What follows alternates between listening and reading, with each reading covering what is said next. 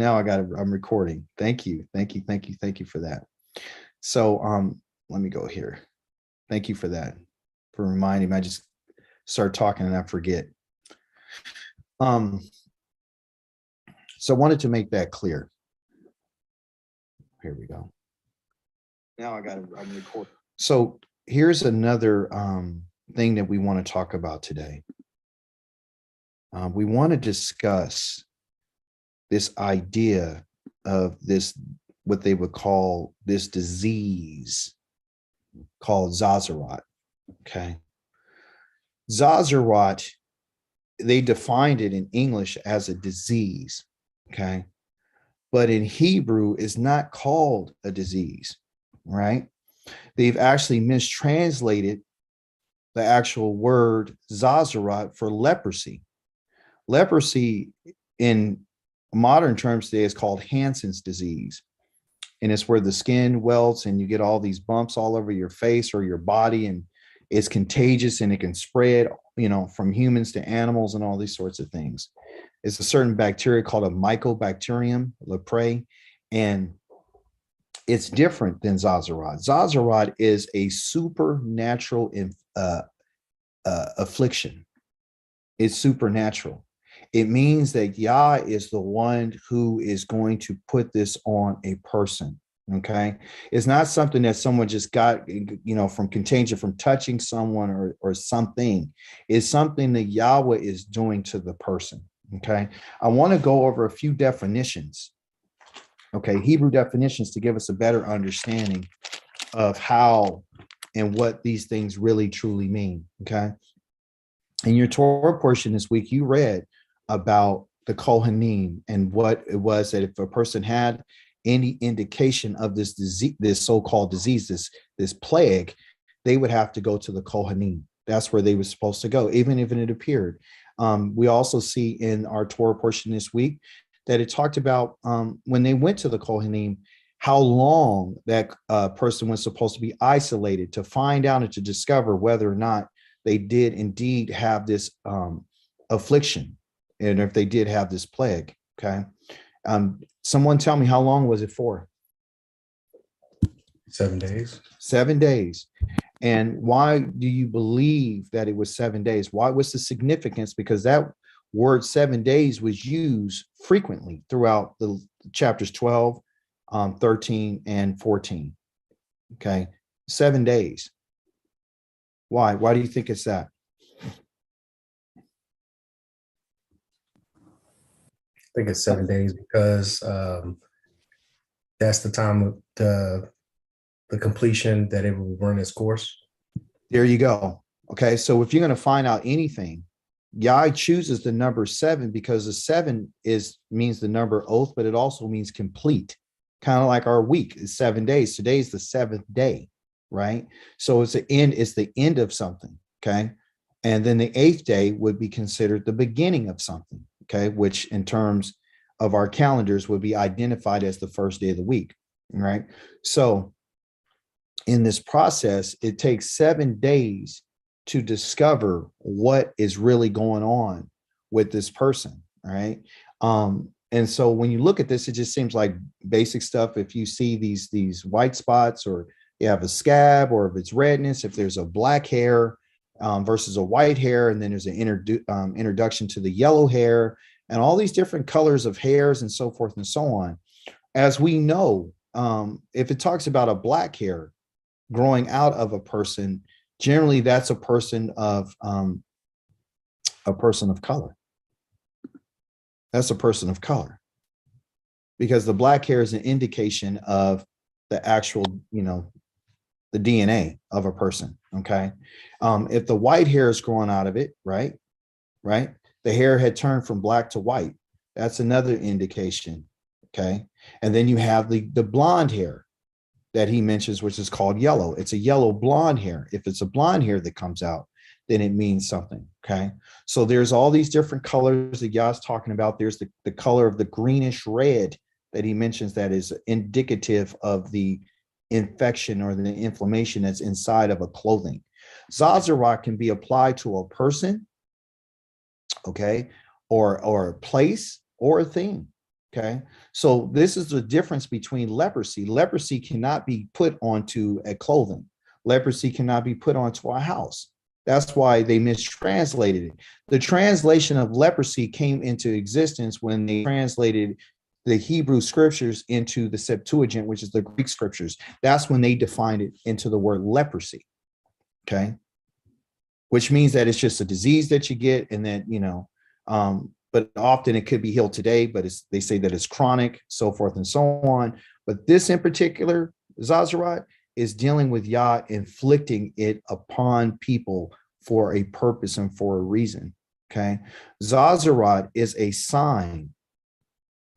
The first time, okay, and I want you to make sure that you have your pen and paper handy so you can write some of these things down. Okay. Zazarat is a sign. Okay. And this is the first time that it's ever mentioned in the Torah.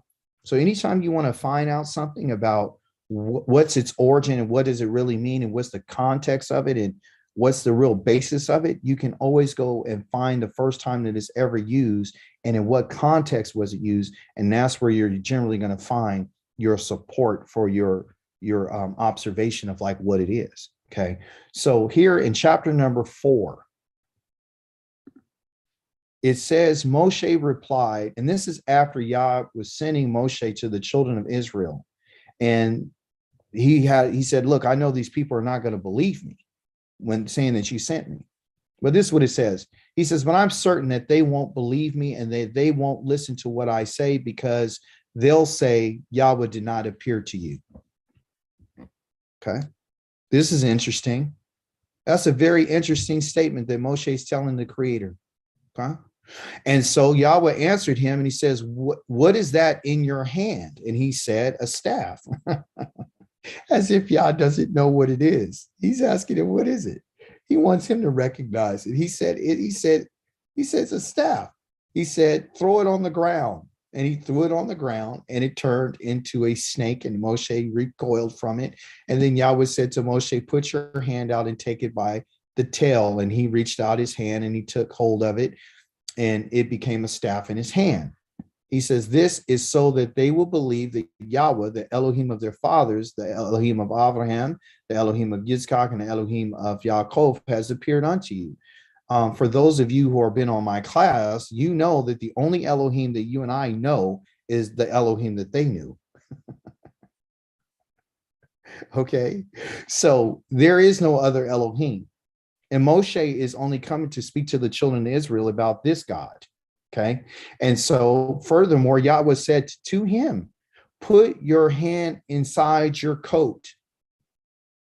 He put his hand into his coat. And this is in verse number 6. And when he took out his hand, hand was leprous. His hand was leprous, as white as snow. Okay. So he put his hand into his garment, his coat, and he pulled it out, and it was white. Another indication to let you know that if he was a white man and he put his hand in there and he pulled it out, obviously the Creator would have turned it black or some other color, versus it being white as snow. Okay. So here's another proof that the people of Israel and Moshe and all of them are people of color. Okay. I know it's a hard thing for us, because often the stories and the videos that you saw when you were growing up is always a Caucasian person that was Israel or out of Egypt. These are, white people. So here it is. It's white as snow. Then Yahweh said, now put your hand back in your coat. And he pulled back out his hand, he put his hand back in his coat. And when he took it out, it was healthy as the rest of his body. Okay. So if they don't believe you or heed the evidence of the first sign, which is the staff, they will be convinced by the second, which is his hand being turned the color of white as snow. So based on this alone, we find out that the Creator himself has used Zazarat, okay, this changing of the body color, as a sign.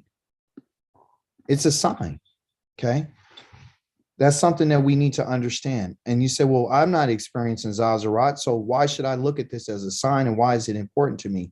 Because as I've been trying to get us to understand, the Torah was written thousands of years ago and is still relative to today.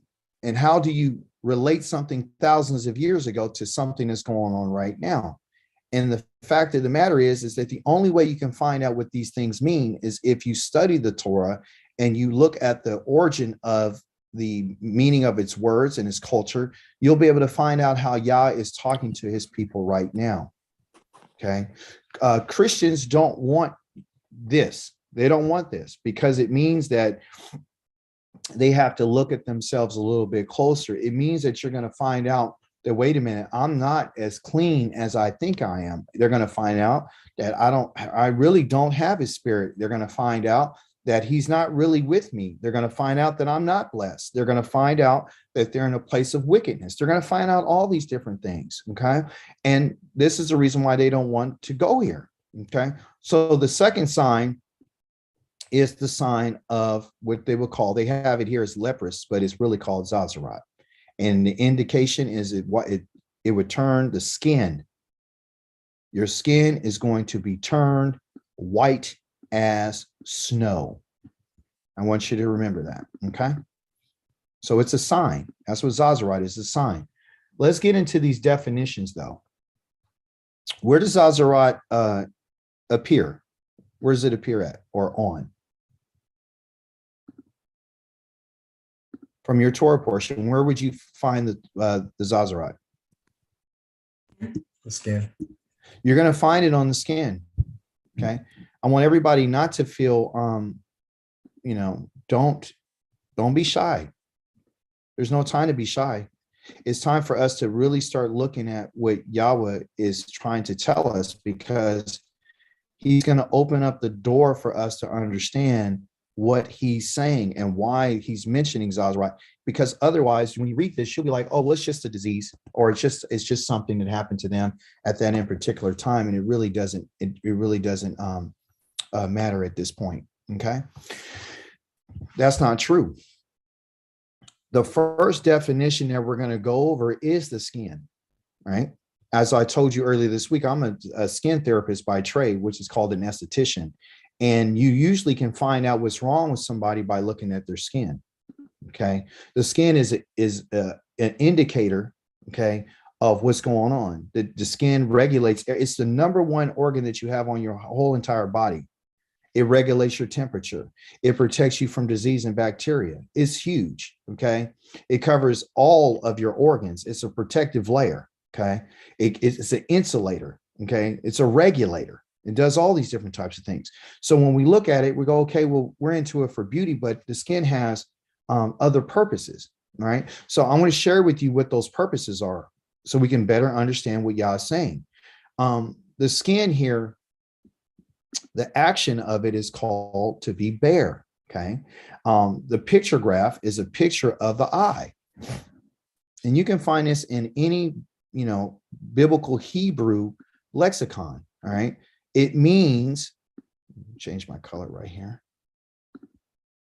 The eye, because this is the ayin, the letter ayin, it has to do with the eye. And then the resh, which is this letter right here, is this picture right here, a picture of a head of a man. And when you put those together, it says, see a man. So when you see someone who's bare, okay, or you see this skin, you're seeing a man or seeing a woman. When the enemy is captured, he is stripped of his clothes to the skin and carefully watched. Okay. So you're just like, well, what does this have to do with Zazarat? We're going to find out. The idea of being naked, or the idea of being bare, or the idea of skin, is to make someone uncovered or to be exposed. Okay. The name of the skin is called or. Just like in our Hebrew class, there's a word for or, which they would call light. This one here is called or as well. The pronunciation is or, like or. Okay. Or, and it means skin. So the reason why Yah is letting us know and he's speaking about the skin. The skin is mentioned several times through this Torah portion. If this happens to the skin, you got to look at the skin, the skin, the skin. If it has this on the skin, if the hair comes out the skin, he's letting us know about the skin. Okay. And so I want you to write this down. The skin represents to be bare, to be naked, which means to be exposed. It's going to expose something. It's going to uncover something. Okay. It's going to uncover something. All right. So Yah is using the skin to help us discover something. Go here. Our next definition, let me pull it out here real quick. Where is it at?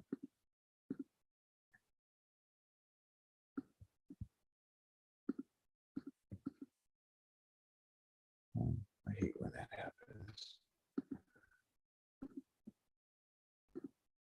Our next,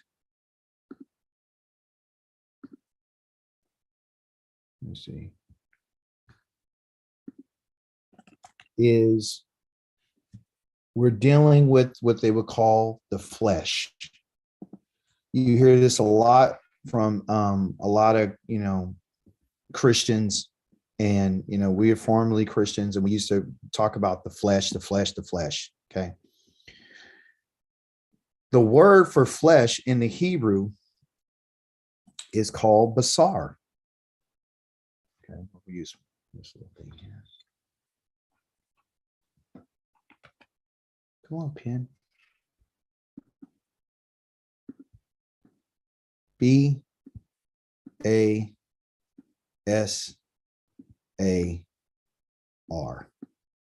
Forgive my handwriting. I'm having to use my finger. My pen is tripping. Okay, here you go.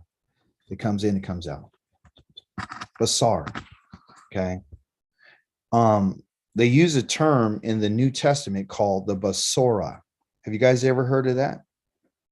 Where the what I call the Hebraians begin to call the good news is called the basora. Okay. And they use that word basora, which comes from the word basar. And basically what basar means, okay, which they have to do with flesh, has to do with the action of it is to report something. That's what it means. It means to report, to give a report. Okay. And the concrete meaning of it is flesh. And the abstract is good. And so the idea behind this culturally is when good news is brought, a feast with meat is prepared. Okay. This is where the Christians get this idea of what they would call basora, the good news. You guys heard that term in the New Testament, that they say this is the good news. This is the good news of, JC. Well, and it has to do with his so-called flesh. You see? So this is where they get it from. So what is Yah trying to tell us? Yah is trying to let us know that basically when I'm talking about the flesh, okay, I'm actually looking for a report. Okay. I'm going to tell you something about what's going on. This is another reason why Yah has used the word in the flesh. Okay. Because he's talking to us. And the way that Yah talks to us is through our flesh. That's one of the reasons why he gave it to us. It's not just so we can have a body to walk around in, and so we can sweat, or so we can work out and we can build muscles and we could, do all these sorts of things. Yah uses it as a vehicle, but he also uses it as a communication device to let us know, to give you a report. Okay. Generally, when there's a good news, they'll bring the meat, and then they'll take the flesh of the meat, and then they will cook it and prepare it. And you can see this through the culture. Okay. When someone would come and say, hey, let's have a feast. This is good news. Abraham had a feast when his son was weaned from Sarah. So let's have a feast, a mishteh. And they would bring food and drink and meat. They would cut, they said, let's do that. And often people would eat meat only on feast. That was a culture for them. Okay. The next definition that I want to show you right quick is, and I want you to put the pieces together, is our next word has to deal with, where we go, here it is.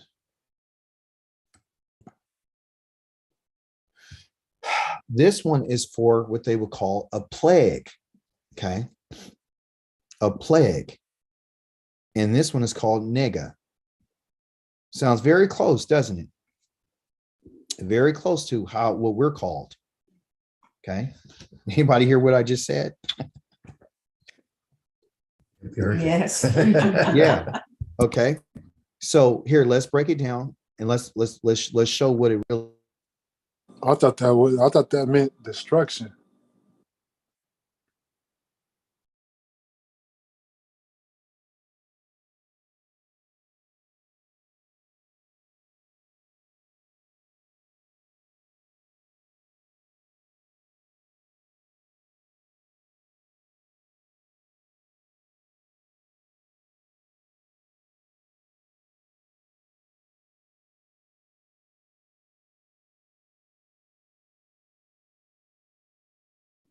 Hey, can you hear me? No, we can. Okay, good. Ooh, I was like, what happened? All right. It was So cut off for a minute. okay, so here it is. This word, you guys, that they call a disease in English is called a nigga. And this word means to touch. It means to reach out and touch. It means to strike, to bring a plague from Elohim. Okay. That's what it means. It means to strike with illness or with the touch. Okay. So that word touch and nega means plague. Okay. So what do you hear our people calling each other? Nigga. Very close to nega. Very close. It means a plague. It means to be touched and to be plagued by God and to be plagued by Elohim. Remember, Yah said that they're going to call you by some different names. He said they're going to call you by some bywords. They're going to call you all kind of names. And one of the names that they do call us is they call us either a nigga or they call you a nigger. Okay. Those are not terms of endearment. What you're really saying is that you've been struck and touched by Elohim. So any type of plague is when Yah touches you and he extended his touch to you is called a nigga. You guys understand that? That's your word as well. Okay. I want to go 2 more words for you and we'll put it all together. So far we have, what do we have? We got basar, right? We got, what's the first one? The first one was or, okay? Or is what? Skin. Skin. What's basar? Flesh. Flesh. Okay. Now we got nega. Disease. What's a nega? Disease to touch. It's a touch, but it also means a plague, right? The next one we're going to do is called what they would call amok. AMOQ. Okay. And amok has to do with this idea of something being deep. So let's go look at that word right quick.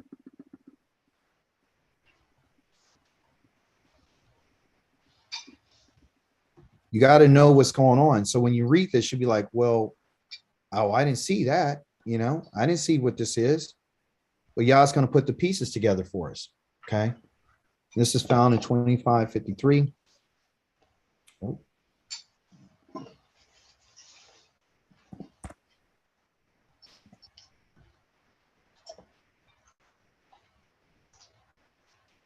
Here you go. This word was used in chapter number 13 as well, talking about how deep is this wound to determine whether or not a person has Zazarat. It's called amok. Okay. The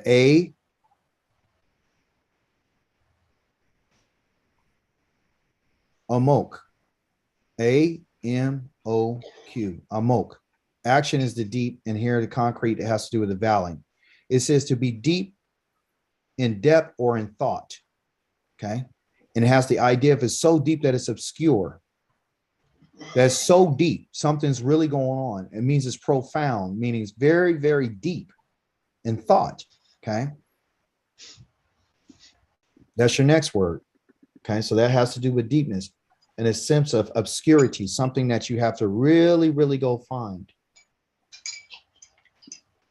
Your next word and your final word is what they would call the scab.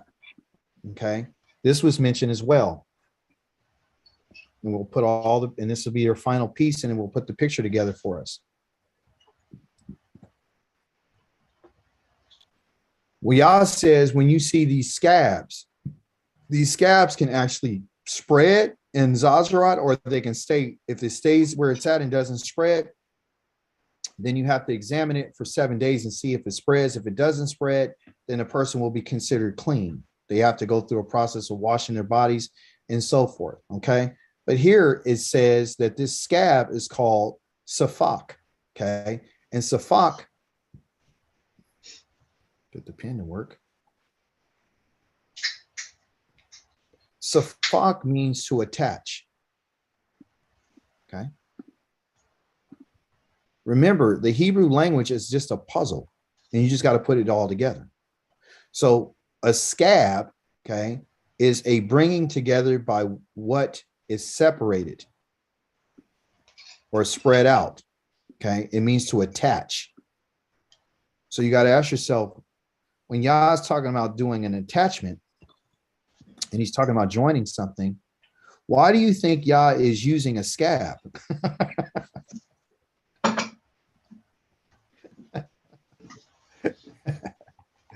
Let's put it together. Hey, this is like a Wheel of Fortune, isn't it? Let's put the pieces together. Okay. So we have the ore, okay, and the ore is the skin. Okay.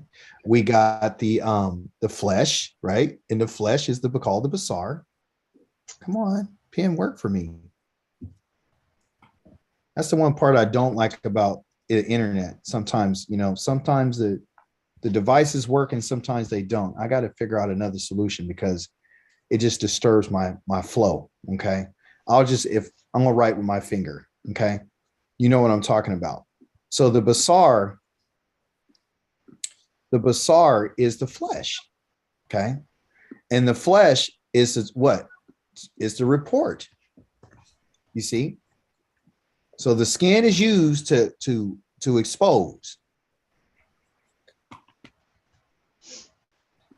Okay, I don't got time for this. Time for this today. All right, this pen is not working. Let me just say what it is. You guys are smart people. You can understand. The skin is used for exposure. Okay. The basar is the flesh, and the flesh is going to give you a report. Okay. So you got the skin, which is to be exposed. Okay. Okay. I'm going to expose. I'm going to give a report, right, by the flesh, right? Once I get the report from the flesh, then the next thing I'm going to talk about is that nega. Okay. That nega is the plague. That plague means that Yah has striked us, or he's touching us. Okay. The amok is the deepness. Come on. Don't give up on me now. Amok means to be deep. And the deepness has to do with thought. Okay. And obscurity. And final, the scab that's mentioned in Zazarat has to do with the idea of the scab means to be attached. Okay. To be some type of attachment. All right. After my studies of putting this together, I finally understood what Yah was trying to say through this. It's many things to be said. Okay. But what he wants us to understand is this. In order for a person to know how Yah feels about them, he'll do something to your body. He'll send a message. Listen to me. He'll send a message through your body, right, to give you a report about what's going on. Okay. And in this case, he's letting them know that I'm going to do something to you that's good. If it goes deep and it goes deep into the skin, that's because something is very obscure about you, and there's something very deep about you that you're not, that I got to deal with. Okay. I gave these examples, all right, and these definitions of these words, because now we're going to get into how does this disease work? Not disease, but this plague work, and how is it that and who gets it? Who's going to get these diseases or these plagues? Excuse me. Who's going to get plagues? The person who's going to get the plagues are the people who what they call a LaShon hara. A LaShon means your tongue, and hara means evil. And one who speaks evil is the one who's going to get this. Okay, the one who speaks evil and the one who has things that are deep down and within them that they are that's very, very obscure. Okay, they're not talking about it, but it's within them.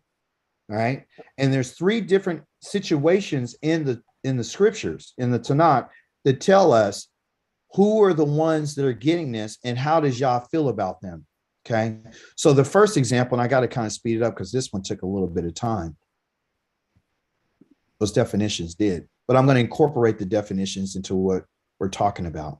The first example that I'm going to give you, okay, because you know it's a sign now, is the idea of Miriam and Aharon. You guys remember the story? The LaShon ha-ra. The LaShon means the lips, the mouth, and the ha means the, and ra means evil. Okay. LaShon ha meaning the, ra meaning evil. And this is from a person's lips. This is what we speak. We got to be careful what we say. Here's the example. Miriam and Aharon began criticizing Moshe on the account of the Ethiopian woman he married. For in fact, he married an Ethiopian woman. They said, is it true that Yahweh has spoken only with Moshe? Hasn't he spoken with us too? Yahweh heard them.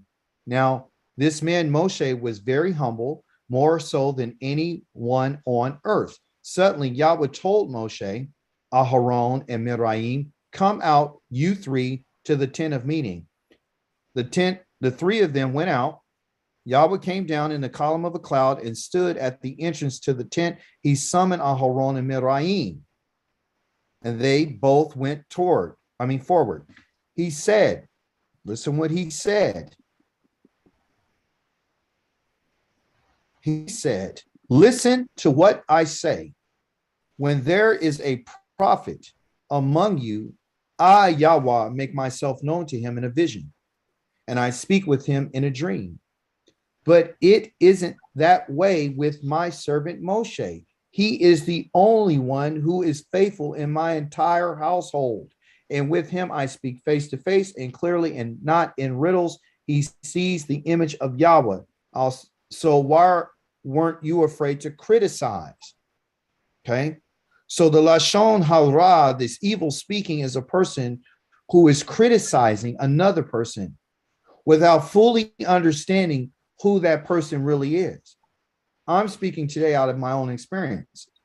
Within the last several weeks, I've gotten information from family members that said that I did something that he didn't like. They don't know anything about what I'm doing, but yet they criticize me without even really knowing my heart and knowing my intention. You know, I got a report from someone yesterday. I haven't spoken to in like 8 years. All of a sudden, out of the blue, calls me Antichrist and says that I'm teaching doctrines of demons, and they don't understand what's wrong with me. Total criticism without even knowing who I really am and what my motivations and intentions are. And I'm pretty sure a lot of you may have experienced the same thing. Okay. What that is called a defamation or defamatory statements or disparaging comments about people whom you know nothing about. That's LaShon Hara.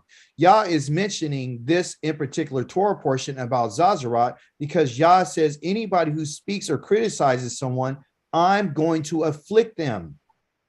I'm going to put something in their flesh where it'll be exposed not only to themselves, but those in the community.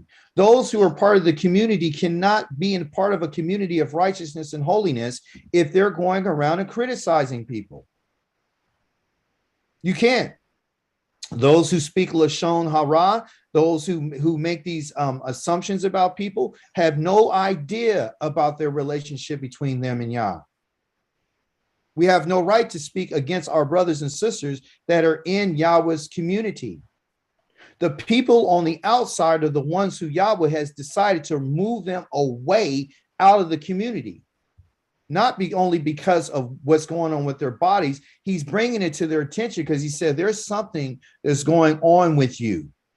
There's something deep. There's something amok. There's something obscure about you. And therefore, what I'm going to do is I'm going to attach different things to you. I'm going to safak, a scab on you to give you an indicator to let you know that I know what you're saying. And I know what you're doing. And in this case, Yah heard what Aharon and Mizraim had said about Moshe. Aharon's name means to bear light. That's what his name means. But his sister's name means she's bitter. So obviously she's living out her name. And he's not living out his name, meaning he's supposed to be the bearer of light, but he's not. His light is being obscured by that which is bitter. So this in particular person, Mizraim, meaning bitterness, and also her name bitterness is stemmed in the idea of rebellion. That's what marar means, okay? To be bitter. A person who's often criticizing other people is a person that has something deep, amok, that's going on within them. Yah is using the flesh to tell a message. Last week, we found out that Yah had burned up Aharon's sons. He had to send a message. He's going to send a message. He's going to give a report, okay, about what's going on, all right, to bring light, all right. So here he's saying that anybody who's criticizing, especially Moshe, often today, people are criticizing Moshe. I was told at 5 o'clock this morning on a text that the doctrines that I'm teaching are from the devil. And I said, I didn't know when the Hebrew language didn't become the word of Elohim. You're not teaching the word of God. The word of God is the New Testament to these people. That's what they believe. They believe Elohim's words, who is their God. God's words are only found in the Greek writings. The ones who mistranslated the word Zazarat into leprosy. The same ones who translated Yahweh's words and changing his name and never mentions his name, not one time. Okay. Here it is. He said, you should be afraid. The anger of Yahweh flared up against them and he left. And verse 10, but when the cloud was removed from above the tent, Mizraim had Zazarat. And again, the indication again is she turned white as snow. Aharon looked at Mizraim, the rebellious one, the bitter one, and she was white as snow. So if she was a white woman, how could she turn white? She's a black woman. She's a woman of color. Aharon said to Moshe, oh, my Lord, my master, please don't punish us for this sin. We committed foolishly. See, that's the sin. The sin is the LaShon Hara, which is to make criticism about somebody and to make disparaging comments about somebody that you don't know anything about. Why is this important? Because if you and I are going to be part of the community, we have to get these people outside of the community. And Yah will move them out of the community because he has no tolerance for what they call LaShon Hara, evil speech, I was convicted hard this week about it. You can't make criticisms about people if you don't understand who they really are. Yahweh knows the intents of a man's mind and his heart. He knows the deepest parts of us. Does no man really know what's going on with anybody else?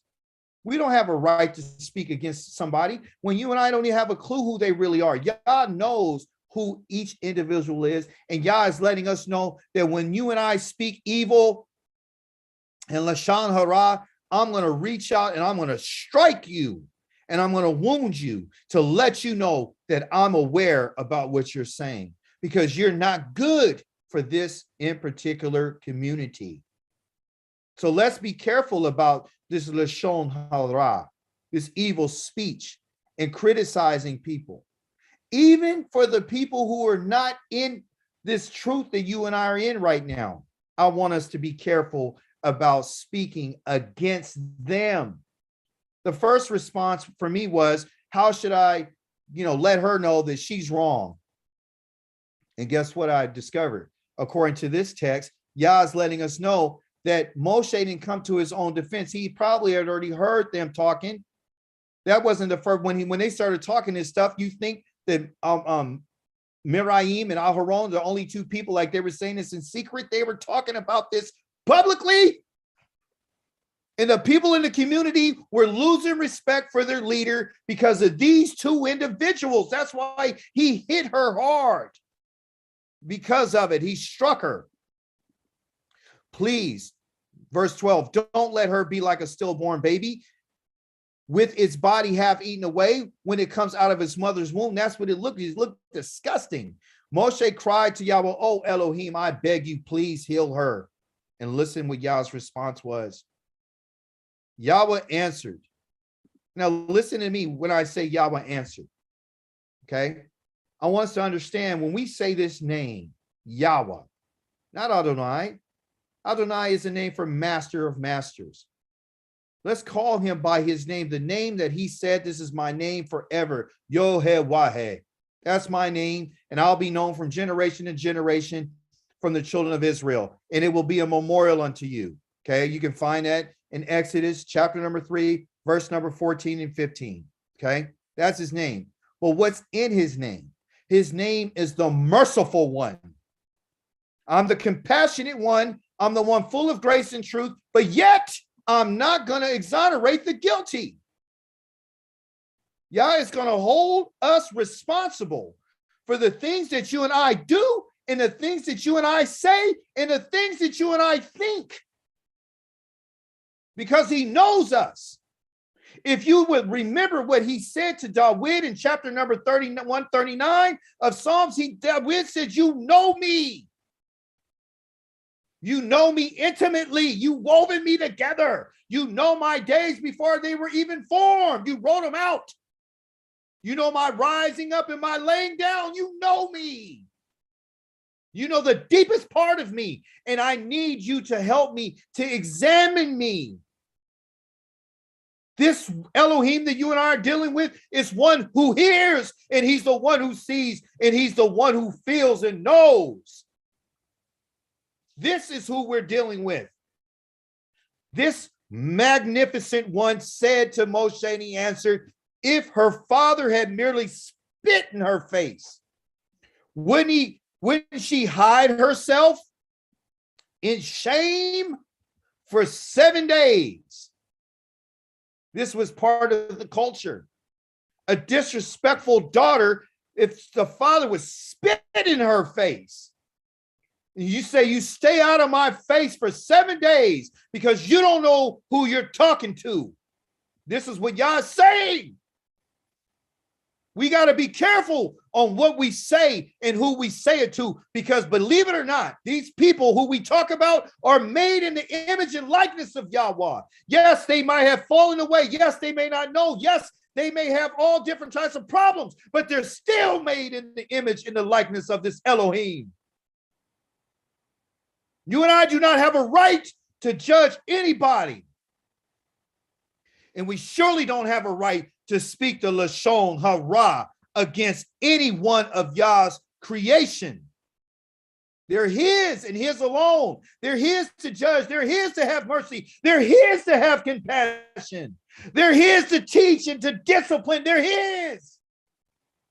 They're not ours. Oh, praise be to this Elohim who we call Yahweh, the merciful one. 7 days. 7 days.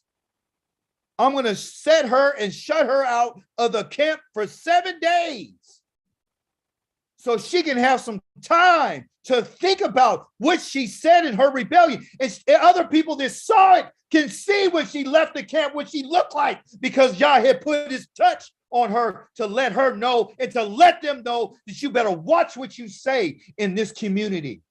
In my household, Moshe is the most faithful servant in Yah's household. And you and I should expect to be put outside the camp if you and I criticize Yah's servant Moshe about what he said, what he wrote, and what he communicated to the children of Israel. We can't be these kind of people. This is why this story is written. This is why it's brought to our attention. This is why we need to be careful what we say and what we think and how we feel. Often we're influenced by those things in which we see, hear, smell, taste, and touch, and we're looking and listening to the wrong people. This criticism of others is not conducive to Yahweh's household. It's not. Let Yah deal with the people who are criticizing you. We don't have to get on the phone. You don't have to get on the text message. You don't have to go on Facebook. You don't have to fight back. All you got to do and understand is that Yah has heard what was said, and let him handle his children. These Christians are Yahweh's children. They're his children. They're rebellious children. They're disrespectful children. They're sons and daughters who don't listen to their father. Yah had let them know at this moment, if a father has spit in the face of his daughter, wouldn't she hide herself in shame? You think Yah's just talking about Miriam? Her name means rebel. Yisrael is a rebellious daughter. She's rebellious. She sits in her father's face and talks whatever kind of way she wants to. She parades herself around like she doesn't need him. Oh, you better hear me today. He calls us his wife. He calls us his son. He calls us his daughter. He calls us his servant. He's telling us what the relationship is. In each level of relationship that we have with Yahweh, we have a certain level of responsibility to him. One as our master, that's why he calls us a servant. One as his husband, that's why he calls us his wife. One as a son, because he's our father. He's the one we look to help us and provide and to protect us and to teach us. You better hear what he's saying today. Hear what he's saying today. Watch what you're saying to people and about people. And the only way that you can curtail that is by simply changing the way that you think. We have to go back to the Torah. We can't go to other people to get our counseling from so they can tell us what they believe and what they think, which is totally against Yahweh's perspective. We're in the situation today that we're in because we have had the LaShon Hara. We've been set apart from Yahweh because of what we say and what we think and what we ultimately do. He says it all the time. Where else should Yahweh take us to say why Zazarai and what happens to people with Zazarai? We talked about this earlier, where there's this king called Uzziyahu. This man did a lot of different things. He built all kinds of buildings, and he was counseling Yah. He became strong. Yah would help him in every situation. He always counseled Yahweh for everything, and he grew. and things were going good for him, but something happened along the way. Second Chronicles chapter 26, verse number 16. Second Chronicles chapter 26, verse number 16. What happened? What happened to this man that used to counsel Yah? He became strong. Verse 16, and he became arrogant, which caused him to be corrupt. So he sinned against Yahweh by going up into the temple of Yahweh to burn incense on the altar. Azariah, the Kohen, who's in charge, went after him, and with him 80 of Yahweh's Kohanim, brave men. And they stood up to this king, and they told him, it isn't your job, Uzziyahu, to burn incense to Yahweh. The job of burning incense belongs to the Kohen, the descendants of Aaron, who have been consecrated. Get out of the sanctuary. You've trespassed Yahweh, Elohim, and will not honor you for this. Again, somebody that's trying to take responsibility for a job that doesn't belong to them. Aharon and Miriam were jealous of Moshe. They want. Hasn't Yah spoken to us too? Hasn't he spoken with us? We're too his people. We're his servant. Well, here's a guy who believes that since Yah has elevated him, that now all of a sudden he can take over the priesthood. He can light incense to Yahweh. He thinks he's that close to Yah now that he can violate Yahweh and sin against him by making himself a priest and saying that Yah had authorized him to do such a thing. And that's arrogance. And that's what you see going on in this world today.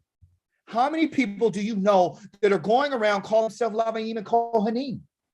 How many people are taking on the title of saying that they're Yahweh's priest? They have no registry whatsoever. And our people are so dumb that they're giving them their money and going to their places that they call a sanctuary, and they're doing all the things that they think that they have authority to do, and they don't. Because of their arrogance against Yahweh. This made Uzziyahu so angry that he stood there with the censer in his hand, ready to burn incense, and in his anger at the Kohanim, Zazarah broke all out on his forehead, right in front of the Kohanim in the house of Yahweh beside the altar of incense. This guy got hit with Zazarat. 21. He had Zazarat until his dying day. He lived in a separate house because he had Zazarat. So what's the other way you could get Zazarat? You could get Zazarat or be afflicted and touched and get the nega, get the hit and the strike in the womb by Yahweh because you decided to be arrogant and to say that Yahweh allowed you to do something you don't have no business doing. Stay in your place. Stop trying to spiritualize everything and take on a position that doesn't belong to you. I do not claim to be a Levine. I do not claim to be a priest. I am what they would call Akika. My name, I gave that name to myself because I recognize that I am nobody except for your brother. That's all I am to you. Is your brother, and your brother is one who's called an Ak. Okay, and an Ak. Listen to me carefully. An Ak for the first letter of that word is an Aleph.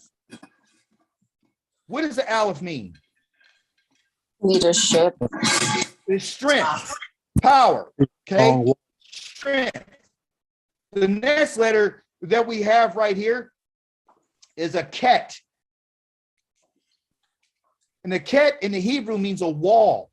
So really what a brother is, and also if I want to feminize it, I could call myself an akoth, which is a female, which is a sister. She still has the same root. Ak is a strong wall. A strong wall from what? A strong wall for protection. That's why I call myself, I am your brother, because my job as your brother is to make sure that I build a wall around you so if somebody's trying to harm you, you can run around it and be protected. If you call yourself somebody's sister, you're supposed to be there as a strong wall to protect somebody. Not to have this LaShon hara and speak against your brother or your sister. Yah is talking to Yisrael today. From here on out, no more conversations about anybody in a negative manner, period. Because you and I are called to be the brothers and the sisters of the community to guard and protect one another. We don't have to fight against our brothers and sisters. They're already out there. They're already suffering. They're already lost. Let's not get arrogant enough to believe that we're better than what we are. This king was arrogant. He had so much power that he believed in his mind that I'm going to cross the line and Yah will accept what I'm doing, even because I'm powerful. His name, Uzziah, means Yahweh's strength. That's what his name means. And at the beginning of life, Yah was strong for him. He was his strength. But he turned around and he used his name in a negative way. And now he said, I'm going to do it in my own strength. I'm going to do something I'm not authorized to do. He did not consult Yahweh for this. The priesthood belongs to Aaron and his sons. And throughout these next 4 portions that we're going to go through for the next following weeks, you and I are going to find out how Yah really feels about the priesthood. It's not our job. No one here has been authorized to take on the role of a Kohanim. No one's been authorized to examine some, oh, you better hear what I'm about to tell you. He has not authorized us to examine anybody to say what's wrong with them. You have to be holy in order to examine somebody. You got to be part of that family to make an observation on somebody to tell them what's wrong with them. This sister who said what she said about me at 5 o'clock in the morning and she hit me up yesterday has no right whatsoever to make any kind of call against me. And the call that she's making against me is one that has to do with the outer. She's looking at the outer part of me. She don't even know nothing what's going on in the inside of me. And there's nothing on the outside of me that she can look at to make that type of assessment and come up with a reasonable assessment to say, well, yes, he is unclean. Yes, he is demonic. Yes, he is this. So you know what I did? I sent her all kind of pictures of my family. My beautiful wife, my beautiful children, and their relationships that they have with their mates, to show her that you might want to consider what you said. Because on the surface of things, on the outside, everything looks wonderful. You can't tell what the Christians want to do is they want to, and listen, I'm talking about all Christianity, no in particular person. Christianity likes to shroud themselves in the so-called spirit. And they won't look at the reality of the human body. They believe the human body is filthy. They believe that sex is filthy. They believe that not eating certain foods for you will make you religious, but they eat anything they want. They're overweight.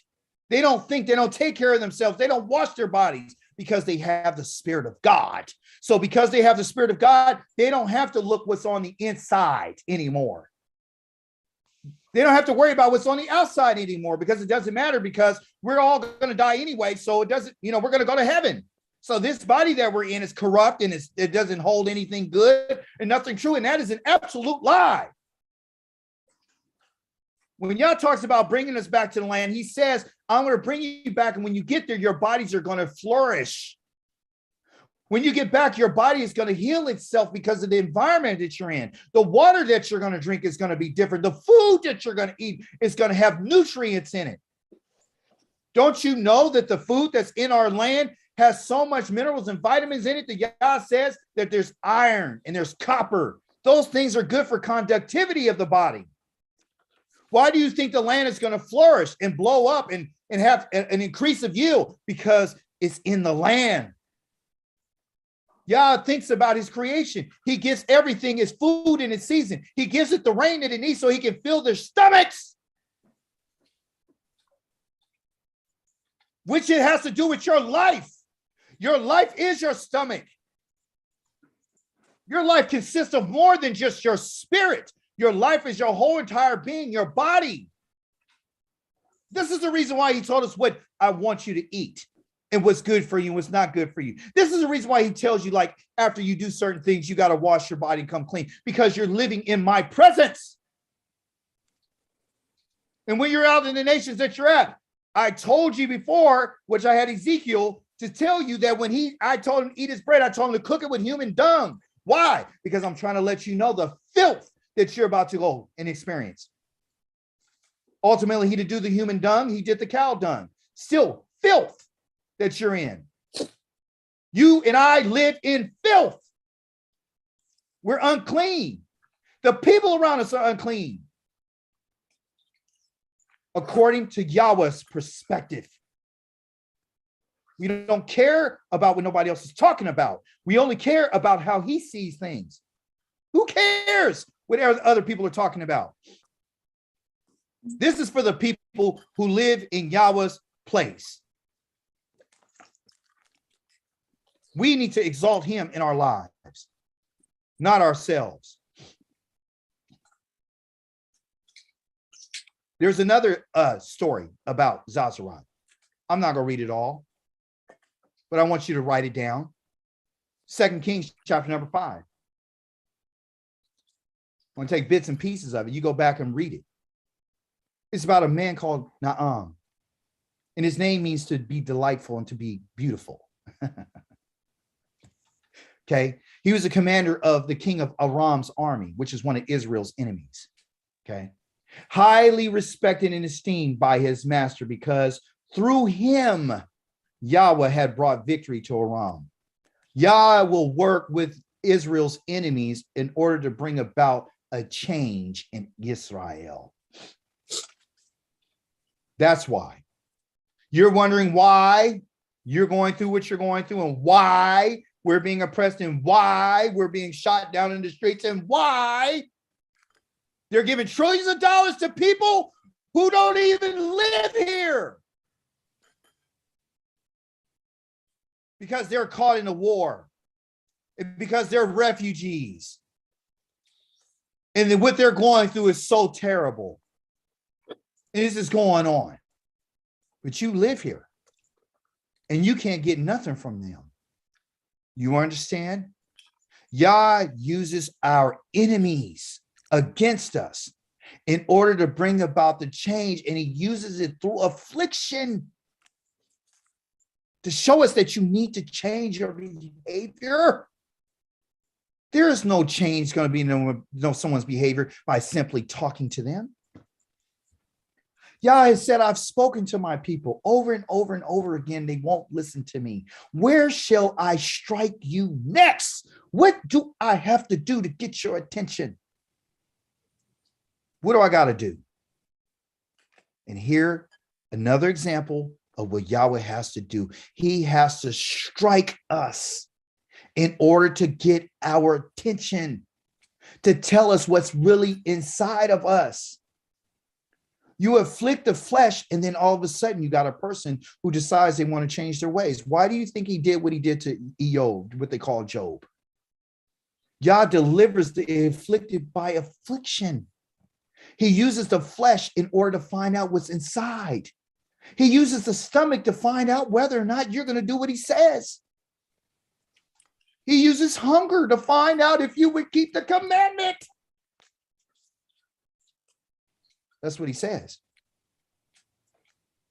This man was a brave warrior, but he suffered from Zazarat. He was unclean. His life was a life of uncleanness. And this is a stranger. Why did Yah strike this stranger? Woo! You better hear me. He's about to tell us, why did he strike a stranger with a supernatural touch from Elohim? He struck him for one reason. One reason he struck him. Teach the Israelites. Listen, praise the Holy One. He says, now, on one of their raids into Israel's territory, Aram carried away a captive little girl. Oh, really? A little girl, a katan yelada, okay?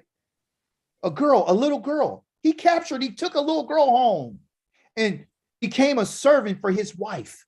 Okay, so now she said to her mistress, the little girl said, I wish that my master can go to the prophet in Shamaron. The word Shamaron comes from word Shamar, and Shamar means to guard. And the guard, this is the northern part of Israel. She said he could heal his Zazarat, this affliction, this uncleanness. This is a little Israelite girl saying that she wanted this for her master, for him to be healed, because she saw what he's experiencing and going through. Being isolated from people, okay, in the community, being shamed like Miraim was, okay, or as Yahoo being put in his house and never to come out again and isolated, is shameful. But it's Yah's touch. Listen to me. Naam, the beautiful one, the delightful one, went to his master. The girl from the land of Israel said such and such.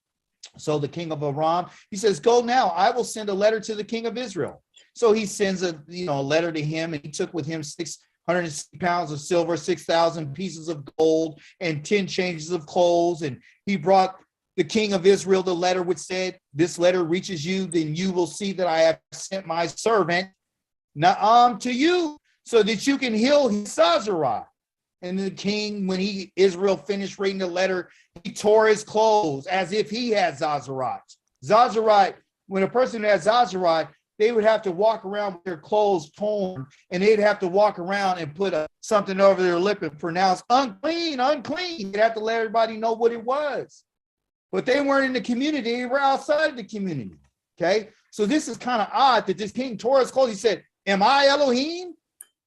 Am I able to kill and make alive? He asked. And so that he would send me a man to heal Zazarat, because he says this is literally something that only Elohim can do.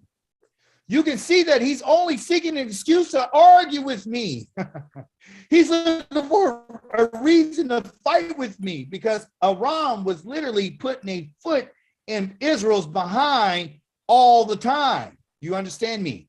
Okay. So when Elisha, the man of Elohim, which is the prophet, heard, because that's what his name means, Elisha, that he hears, you understand? He heard Elohim, that the king of Israel had torn his clothes. He sent a message to the king, why'd you tear your clothes? Just have him come to me, and he will know that there is a prophet in Israel. So Noam came with his horses, his chariots, and he stood at the door of Elisha's house. Elisha sent a messenger to him. Elisha didn't go outside. He said, go, bathe in the garden 7 times, and your skin will become as it was, and you will be clean. Why would y'all do this? But Naam, the beautiful one, the delightful one, became angry, and he left, saying, here now, I thought for certain that he would come out personally, and that he would stand and call on the name of Yahweh his God, and wave his hand over the diseased place, and thus heal the person with Zazarat. This man was looking for a magic trick. He was looking for a miracle. He was looking for what you see in the New Testament about somebody coming and waving their hand and touching somebody and they're becoming whole. That's what he was looking for. Because that's what the nations look for. They look for somebody to do a miracle and a magic tricks by putting their hands on them. And then all of a sudden they become clean, and miraculously everything disappears. You could be sitting in a synagogue with a demon, and somebody tell you, come out of him, and then the demon will leave. Ain't nobody ever heard of nothing like that. Or you could be walking down the street and somebody say, oh, please make me clean. And then the person says, I desire thou be clean, be clean.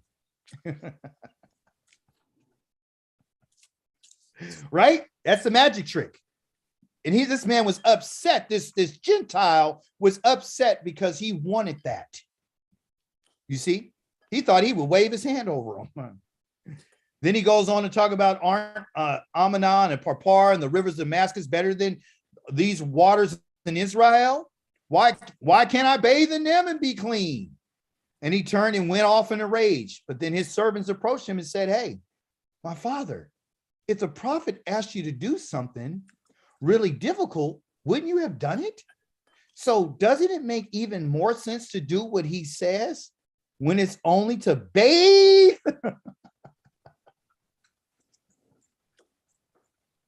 and be clean? What can we derive from this? We can derive from this that Yah is letting us know that if I told you to go take a bath and you to be clean, and where I told you to go take that bath, you will be clean. If I told you to go kill an animal and take its ashes and mix it in with crimson and scarlet and put it in some water and call it purification water, and anybody that touched the dead body and they touch that water can be clean, if you not have faith, but you did exactly what I told you to do, you did what I said, you'll be clean. So what we're finding here is that obedience to what you're told will get you the healing. You and I are scattered among the peoples and the Gentiles right now, and you and I are in a state of uncleanness. Yes, you and I might not have a Zazarite. Yes, we might not have white spots. Yes, we may not have those things, not on the appearance of our bodies. But I'm going to tell you what we do have. We have the white as snow thinking. We got the snow white thinking. We might not have the white skin, but you and I got the white mind. Okay, that's what you and I have. We have the white European thinking. We got the unclean thought. We think that it's okay to have pork on our food.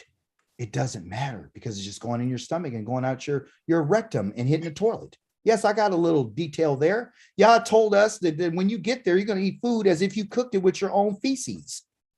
I want you to get the clear picture of what he's talking about. You might not have Zazarat on your body, but you got Zazarat in your mind. You got the way of the Zazarat thinker. You got that deep amok, that deep, obscure place in you that for some reason or another, you have this LaShon hara in your mind and in your thinking. You have this arrogance about you that's deep inside you where you don't have to listen to what Yahweh says. You're going to go outside your boundaries and you're going to do more, like they call doing too much. You're doing a little too much. You got the Zazarat in your thinking. This is what it is.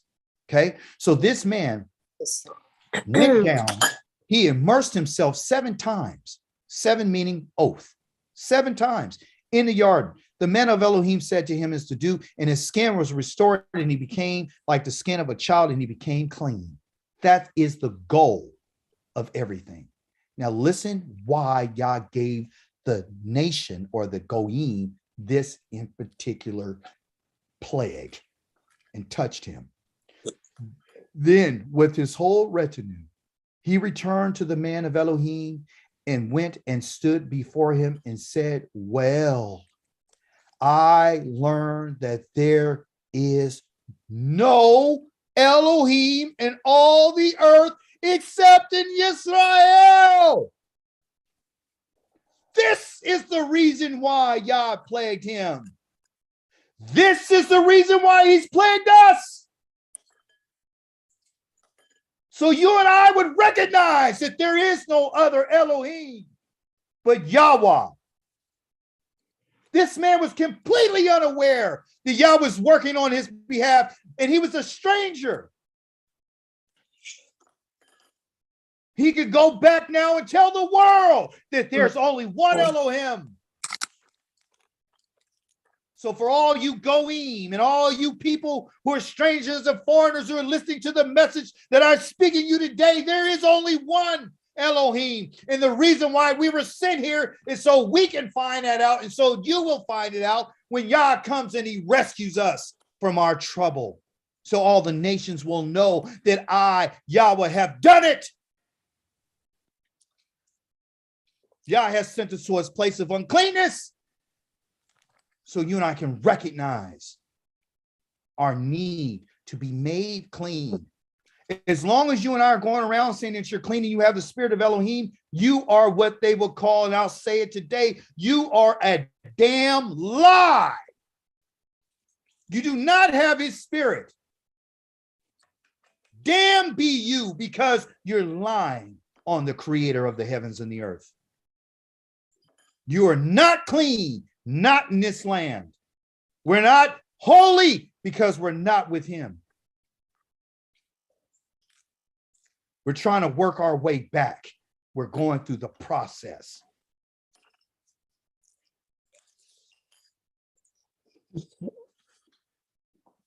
He learned that there is no other Elohim in Israel or in the earth except for in Israel. Therefore, please accept my present from your servant as present. Elisha answered him, as Yahweh lives before whom I stand, I will not accept it. There's no reason for anybody to get paid because Yah healed somebody. Them knowing Yahweh is good enough, and it should be for us. And despite his urging him to take it, he refused. A true prophet and a true man and a true woman of Elohim does not seek to be benefited and profit off someone else's healing. You've been working with somebody, you come and you've been telling them about the truth and finally they realize it. You don't try to take credit for what has happened in their life. You give praise to Yahweh. We're not beneficiaries of the work that Yahweh is doing for others. We're supposed to rejoice with them, but we're not supposed to profit off of them. So Noam said, if you won't take it, then please let your servant be given as much earth. I want as much earth as 2 mules can carry, because from now on, your servant will offer neither burnt offerings nor sacrifices to any other Elohim, but only Yahweh. So for those of you who don't think that somebody from another nation can offer sacrifice and offering to only Yahweh, you're out of your mind. Yah will accept anybody that will come and take hold of the covenant, and they will acknowledge him as being the only Elohim. Yisrael, you and I are the reason why these people haven't taken his word serious. Because you and I are supposed to be a kingdom of priests to him. We're supposed to be a holy nation. You and I are supposed to be a set apart people. And yet you and I have not acknowledged that there's only one Elohim in all the earth. And it's our Elohim. That's why he's called Eloheinu. He's our Elohim. He said, give me as much dirt as 2 mules can carry, and I'll make sacrifice. I'm going to do burnt offerings, and I'm not going to offer any other sacrifice to any other gods but Elohim. Verse 18, except this. This is the only exception I need. And may Yahweh forgive your servant for it. When my master goes into the temple of Rimmon to worship there, and he leans on my hand and I bow down in the temple of Rimmon, when I bow down, may Yahweh forgive your servant for this, because he was under authority. He understood what it was. He was still under the authority of his master. And yet he was still worshiping Yahweh, even though he was under the authority of someone else, giving us another clue. If this stranger, this person from Aram, right, that discovered that Yah is the only Elohim, he understood that the moment that I worship Yah, I can't worship any other Elohim. Even the Elohim of my master, I can't even do that no more. But I'm under his authority. So if for example, if you're at your job and you ask for the Shabbat off and you can't get it off, you need to ask Yahweh for forgiveness. Yeah, it's not me. Just please, for your servant. If Yah did it for him, he'll do it for his own children. Listen, I've been trying to get off Shabbat, but they won't give it to me. But if you ain't never tried to figure it out, you ain't never put in no request to get off, or you ain't never tried to seek employment where you didn't have to work Shabbat and you didn't do everything you possibly could, and you're making excuses, then there won't be any. No, you're guilty. Because even this man understood, well, Yahweh forgive. Yahweh will forgive. Yahweh forgives. He does. Elisha said to him, go in shalom. And Naam had only gone a short distance from him. And here's the part about the other reason why you would get Zazarat. There's this guy, this servant called Gekazi. He's a servant of Elisha. He's a man of Elohim, said to him, here's my master. Here, my master has sent it. or excuse me, my master has made it easy on this Arami. So you see what he just said? You see what he just said? Kind of like Midraim and Aharon. Is that only Elohim only spoke with Moshe? How did he spoke with us? Here is what he said. Oh, well, my master made it easy on this Arami, on this stranger, on this foreigner, by not accepting from him what he brought. As Yahweh lives, so he uses Yahweh's name. I'll run after him and get at least something from him. So Gekazi hurried after Naam. When Naam saw someone running after him, he got down from his chariot to meet him. And he asked, is everything all right?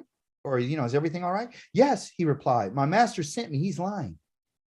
My master sent me with this message.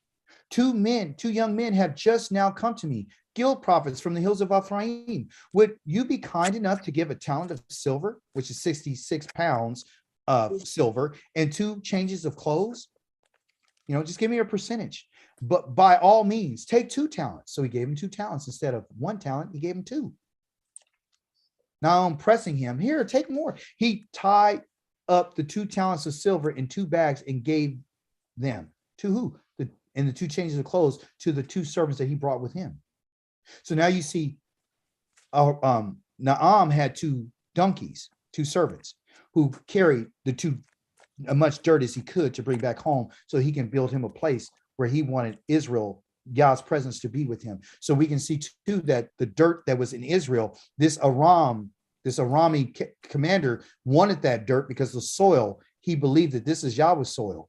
And I wanted to have that soil to bring it back home with me. So when I do go pray, I'll make offerings and sacrifices. Let me bring as much earth as I can. That's how close I want to be to Yah. Our connection with Yah is connected to the soil. You understand? And even this stranger knew that. Okay. So here it is. This guy brings 2 servants instead of 2. So one had 2 mules, right? 2 donkeys. And this Gekazi brought 2 donkeys as well. And you know what a donkey is called in layman's terms, right?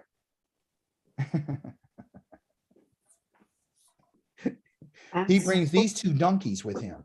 Okay. What is the name for a donkey? Ass.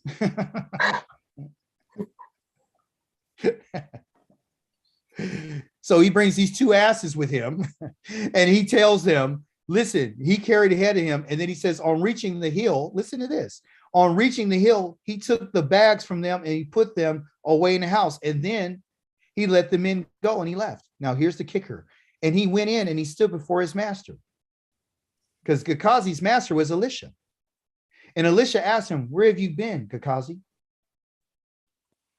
Your servant hasn't gone anywhere. He said. He lied again. Elisha said to him, wasn't my heart there with you when the man left his chariot to meet you? Is this a time to receive silver and clothing and olive groves and vineyards and sheep and oxen and male and female slaves? So he's letting us know what was the intent of this man. So here you see that his intent was greed. And what did Yah hit him with? Therefore, Naam Zazarat will cling to you and your descendants forever. So they remained in a state of uncleanness and turned white. And he left Elisha's presence with Zazarat as white as snow. So you can see that plague and that strike that Yah hit this Gekazi with was not only on him for his greed, but also on all his descendants after him, which a lot of people believe this is where you get your white race from, or some of them. You understand? So greed is part of Zazarat because it's lying. He lied. And lying is stemmed in greed. Greed is part of that. He wanted more. He describes the olive groves and the vineyards and the sheep and the oxen and the male and female slaves. This is the reason why this man was interested, because he didn't want to be a servant anymore. He wanted to be greedy, and he wanted to benefit off of someone else's pain and misery. And that's what it was.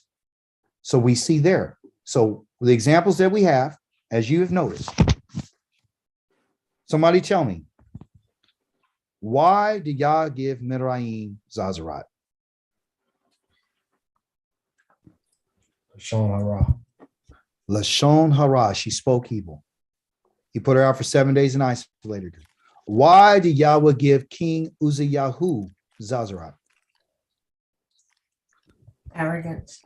Arrogance, and he got corrupted. Okay. Why did Yah give Zazarat to this man, Kakazi? He got greedy. He got greedy and he was a liar.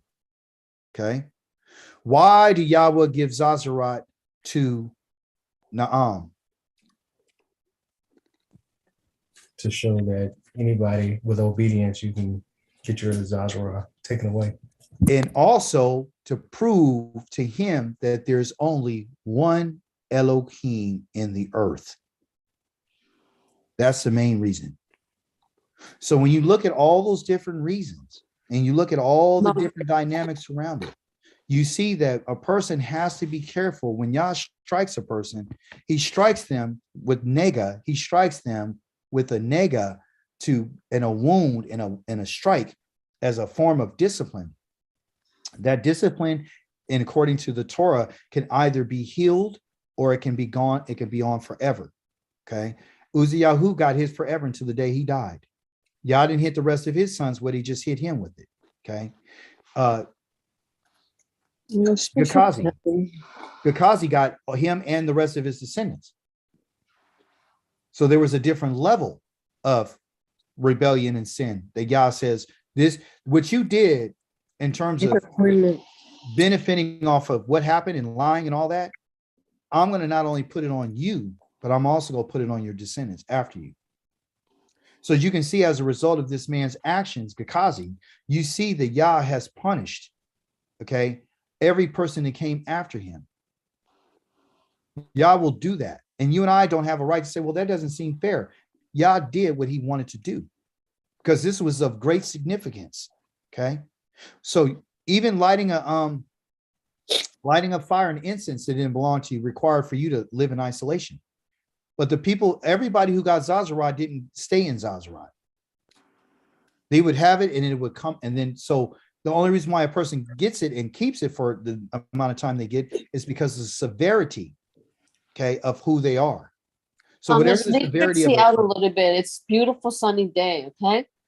Hey, the severity like it's or freezing to death. You know what I mean?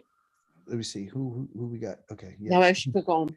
The severity of the crime determines the severity of the Zazarat. So what Yah is trying to get us to understand is that through these examples, okay, Moshe is the one who Yah used to say this is a sign. So Yah is telling us that Zazarat is a sign, okay, what it is. But it's also indicative of what's going on inside of a person. That which is going on inside of us will be reflected on the outside of us, okay? So Yah's using the body to tell us and to communicate with us what is going on within us, okay? So because you and I don't see the Zazarat on our bodies, like, you know, we don't have this, you know, people say, well, you don't have leprosy. I told you leprosy is not Zazarat, okay? It's just an infection. It's called mycobacterium, you know, and it can be contagious between an animal and human, but it doesn't transfer over to your clothes and it doesn't transfer to a house. So that's why you know it's not Zazarat, okay? Yah makes provision too for Zazarat to say that, okay, I'm going to isolate you like I did with Memraim, but also too, I'll let you come back. So the purpose of Zazarat is to get your attention, and it's to take your wound and your strike and to think about what's going on inside of you. Why does Yah do this? Because he's letting you know that, number one, I'm Kadosh, I'm holy, and I'm clean. And everybody who's going to be around me and be in the community are going to have to always seek a life that requires them to be aware. There's an awareness about what's going on with them. So I'll use your body to talk to you, just like he did with Job. I'll use your affliction. Job thought he was righteous. And on the accounts of himself, he believed he was, okay? We found that in the New Testament that we discovered this week in the book of Mark and the book of Galatians, that they said that a person who believed the message was considered righteous, okay? And I wanted to share another point with you is that it's not just about believing anything, okay? It's not about belief. It's about doing, which a lot of people would say this is being a heretic, because I'm telling you what the Creator says. The Creator says in the book of Deuteronomy, chapter number 6, this is what he says in verse number 24, 25. Listen, 24 says, Yahweh ordered us to observe, meaning do. Observation doesn't mean look with your eyes. Observation means to do. All of the kukim, okay? They got laws there, but there's no word for law. They translated to law. And it's for a reason. Okay, it's for the Christology to make you think that everything you're doing is legal instead of just what it is. Okay. You know, there's a legal aspect of your menstrual cycle. There's legality to semen emission. Does that even sound right? Does that even make sense? Oh, there's a law for legal how you eat. What? No, that's a mistranslation. When he talks about the kukim, which they interpret laws, what he's saying is, these are the things that I have established. These are my words that I've established that govern, okay? Don't put the word law. Governance doesn't always mean law, okay? It means to control and to influence, okay? So to fear Yahweh, our Elohim, that's how we fear Yah. We fear Yah by doing what he says, okay? By observation of what he says. If you don't do what Yah says, if you're in an observation mode, meaning asa, if you're not trying to figure out what to do, then you don't fear Yah. If you're not observing and doing all of what he said, you don't fear him. And if you don't fear Yahweh, then you're going to do what you want to do, okay? And he says always, because you're supposed to fear Yah for always, for your own good, and so that he might keep us alive as we are today. And if you do, which is here asa, which they got for observe, if you would do what he says, it will be righteousness for you, or excuse me, for us, if we are careful to obey all of the commandments, all the charges, everything that God told us to do. That's your righteousness, just as he ordered us to do. See, you got to do what Yah says. If you don't do it, then you're going to have a problem. You don't fear Yah. So a lot of us, we think because we read the Torah that we fear him, and that's not true. Reading Torah is not good enough. You know, I get criticized a lot because people tell me, well, it doesn't matter how much you know, and, you know, you always are trying to be intellectual and you know the language, and, you know, people, I was actually told that I put on a good show. I'm deceiving people by how well I speak, right? And I thought about it, I said, well, why would they say that? And the only reason why they're saying that is because when you are in the Torah and you're following Yah, you have to be educated. You do have to understand, but your education and your learning is one of humility, and you have to accept the fact that you don't know everything. The moment that you say that you believe, that means that you don't have to know anymore. You see, knowing and believing are two different things. You could believe whatever you want to believe, but do you really know it? So Yah is asking us to know what you're talking about. Know what I'm saying.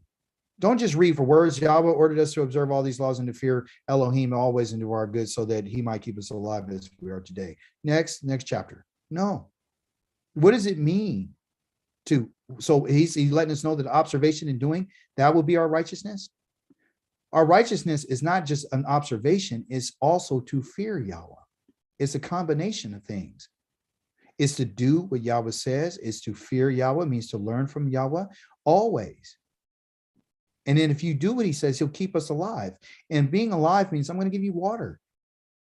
It's not like spiritually, well, you're going to go on to cast into the heavens and you're always going to live there forever. No, as we are today, it's like in the earth. This is the time that you and I are supposed to be living for Yah and doing what he said. You can't wait till you're ready to die to decide that all of a sudden now you're going to fear Elohim. You think he's going to forget that? You think he doesn't see what you and I do? You think he's not aware of what's going on with us? He's very much aware. But our righteousness is only brought about by our fear and our observation, our doing of what he says. By carefully obeying all, not some, not what you feel like, but everything he said, just as he ordered you to do. Well, I can't do what these other things he says. I'm not able to kill a lamb right now. So I guess I don't have to do this now. So I don't need this righteousness because I can't do it. So let's go for another righteousness and believe the message that we heard. No. You can do what you can do. You can have the right type of mindset. You can have the right type of attitude. You can make the decisions that you want to make. You can make the observations. Look what Dawid said in closing. Look what he said in Psalms 139. Elohim, if only you would kill off the wicked. With an exclamation mark. Only if you would kill them off. Men of blood, get away from me. Okay. They invoke your name for their crafty schemes. Yes, your enemies misuse it. Yahweh, how I hate those who hate you. I'll put distance between me and the wicked. I feel such disgust with those who defy you. This is what the king of Israel was saying, the one that Yah loves. I hate them with an unlimited hatred. It's unlimited how much I hate them. Why? Because they defy you. Wicked people. They have come or have become my enemies too. Has the people that hate Yahweh become your enemies too? How do you know that they hate Yah? How do you know? What is hate from Hebraic standpoint that I've been teaching you? Distance. Distance. So now we got out from the emotional and we understand that the unlimited hatred that Dawid was feeling for them is because the people that separate themselves from Yahweh has become enemies of Yahweh. Anyone who separates himself from Yahweh's words are an enemy from to Yahweh. Anyone who would, because they're against righteousness. The wicked is not for the righteous. The wicked does not want to observe Yah's laws and statutes. If righteousness is obtained by careful obedience, then that means that someone who's wicked is someone who doesn't carefully obey. That means they take no attention. They're not careful about anything. They're not careful about how they live. They're not careful about what they eat. They're not careful about what they say. They just do whatever they feel like doing. Those are Yahweh's enemies. And you and I have to adopt. Now, I said earlier today, I'm not supposed to talk about our brothers and sisters. I'm not going to talk about our brothers and sisters, but I will tell you this. I hate them too. I hate the wicked. I hate what they represent. I hate people who shed innocent blood. I hate anybody that won't take responsibility for their actions. I hate individuals that would call what Yah had said that was unclean, clean. And guess what? Therefore, because I hate them means I'm going to put distance. I'm not going to try to gravitate towards them so I can hold on to maintain a relationship with them. That's what I'm talking about. That's what Dawid was saying. He didn't say that he was emotionally sitting around cursing them out and calling them all kind of names. What he was saying is that I treat them the way that they treat you. If you notice here, this is total what they call a juxtaposition of what the Christian says. The Christian says, love those who hate you. Is that what Dawid said? No. Love those who hate you and despise you and mistreat you. No. Yah has never instructed us to love people that hate us. He's never told us to love our slave masters and our kidnappers. He's actually told us to hate those who hate him. This man was after Elohim's heart. But even in his hatred of these people, he asked Yah to do something to him, which we find in our Torah portion this week about examination. He's asking Yah to do something which I'm going to encourage all of us to do this week. I want all of us to ask Yah to examine us. Just like the Kohanim had to examine. If you notice, it was used probably about, I know, over 20 times. I know over 20 times.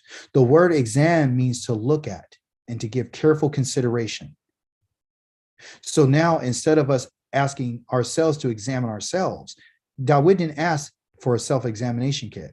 He didn't ask for me to make a judgment on myself. That's the worst thing any of us could do, is to ask ourselves to look at your own lives. I'm not going to ask you to look at your own lives, because you will lie to yourself and you will deceive yourself and tell yourself you're better than what you are. You'll make excuses. You'll find reasons to justify why you feel the way you feel. You'll make justifications on why you do this on the Shabbat. You'll make excuses to justify your existence and why you find a way to kind of circumvent what Yah says. You know, whether it's because you're not in the land or whatever reason, you always find a reason why you can't do the Pesach the right way, or why you couldn't go to, Sukkot, and why you can't live in a tent for 7 days because you don't have an offering. You'll find a reason. You will find one.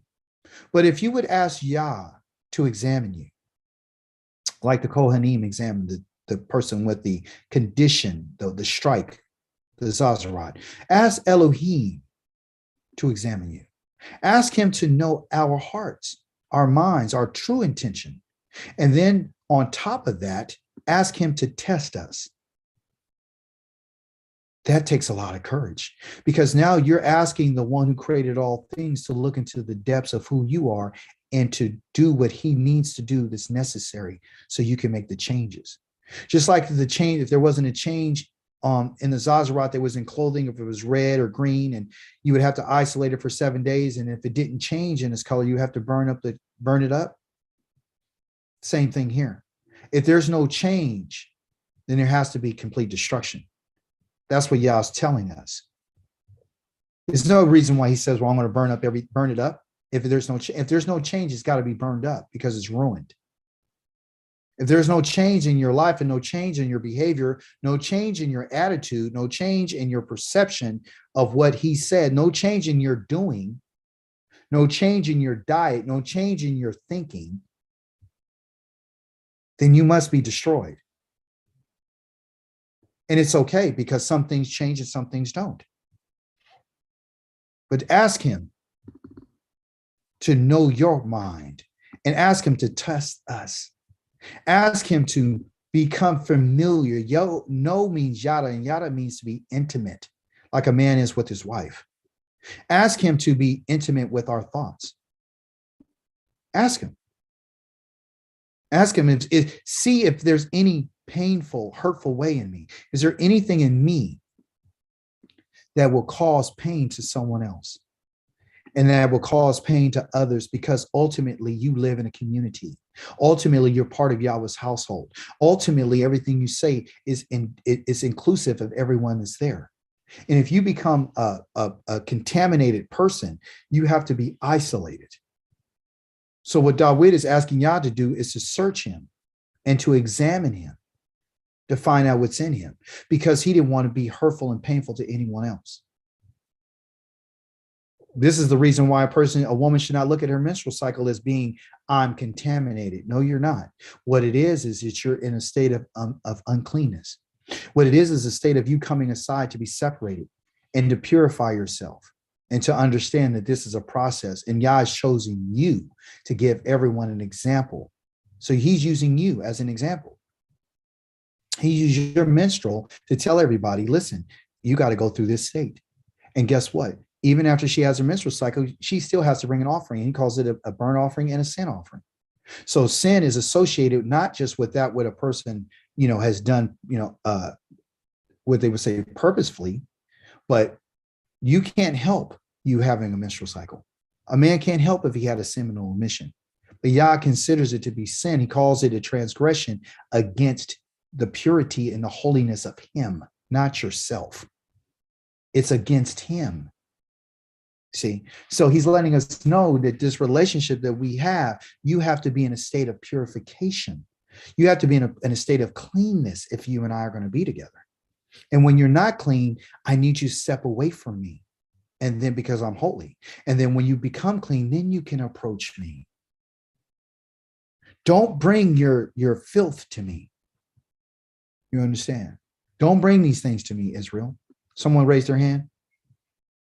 Yes, pardon me. So I'm just writing this down. So our assignment for this week from Shabbat to Shabbat is to do as King Dawid did, to ask the Holy One to examine us, to Yes. test us, to examine our heart, and to see if there be any hurtful and offensive thing in us which brings damage to our community and to our family. And to our, yes, because we're the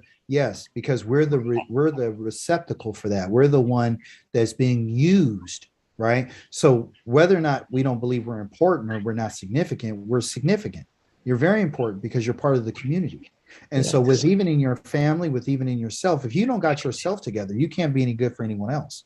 Right. So that's why it's individual thing, but it has to be collective. But that which needs to be separate has to be separated.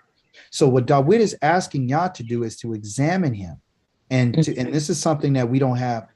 When you become outside of Yah, you think that you are independent of Him. You don't ask to be tested. You're not asking to go through what they call a quality control. So Dawid is smart enough, and he's wise enough, and he's intelligent enough to ask Yah to do something to him that he's not waiting for Zazarat. That's what I'm trying to tell you. He's not waiting for the affliction. A lot of us wait until we get our behind whooped before we start asking questions. Uh-huh. So what we're trying to do is be preventive. Okay. So what we need is preventive care. And just like if we eat a certain way, we need to start looking at how we eat. Your diet, that will determine your outcomes. Whatever you put in is what you're going to get out. So if you eat a whole bunch of stuff that's not good for you, you're going to get the results of that. You might have to look at your sugar intake. You might have to look at your high fats and your cholesterol. You have to look at how much processed food am I eating. Let's start being intelligent and start using our brains that Yah gave us. If you're not drinking enough water or eating enough fruits and vegetables, put that on the table. It's not just an examination of the spirit. It's an examination of one's thoughts and one's mind and one's body. That's what it is. If you're having problems in your form of your body, go walk, do some exercises, stop sitting around. You understand? Yes. Okay, so that's correct. So he says in 24, see if there's in me any means all, any part of my life. Remember we said our word about that which is deep, which it had to do with obscurity. In a place of something very deep, there's deep crevices inside of our lives, in the crevices of our minds, where you and I haven't yet gone and haven't discovered, and don't have the light to go in there. We're afraid to really see who we really are. So go in and ask him to test us and to see if there anything, and then finally ask him to lead us along the eternal way. The eternal way is the way that is always has been and will always be. The book of Isaiah says the ancient ways. Lead me through your ancient ways. Okay. And so we follow the ancient ways, because he says if we follow your ancient ways, we'll be saved. He said that. Salvation is coming through the ancient ways. It's not coming any other way. Bless my mother, before she died, she said, I can't do that. These stuff you're talking about is from thousands of years ago. I can't, she didn't want to do it. That's what she told me. And it is what it is. Okay. Dawid also says something in 141. This is what he said. Dawid said, I've called on you. Come to me quickly. Listen to my plea when I call to you. Let my prayers be like incense. Okay, set before you. Well, we know that the Kohanim are the ones who brought incense.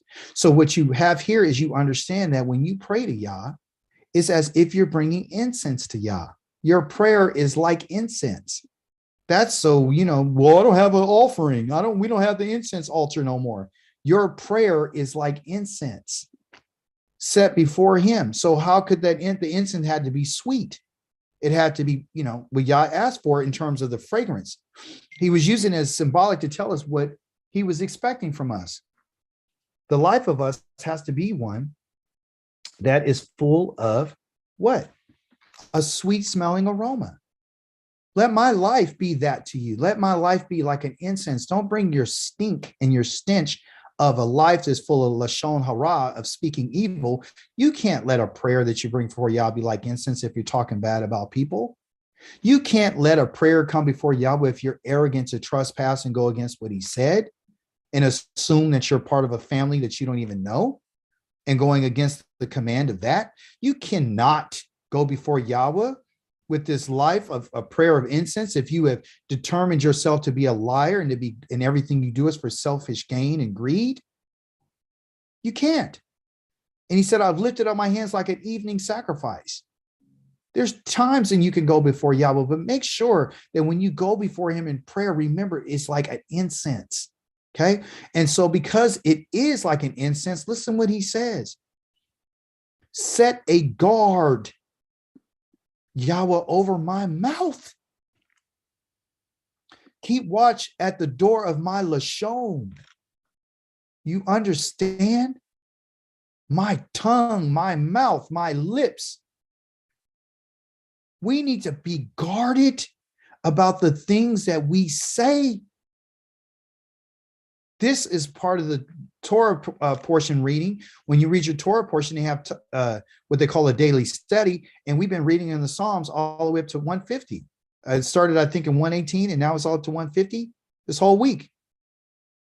So when I found this, I was like, oh, so if the Zazarat is because of LaShon hara, speaking evil, oh, I get why David says this now.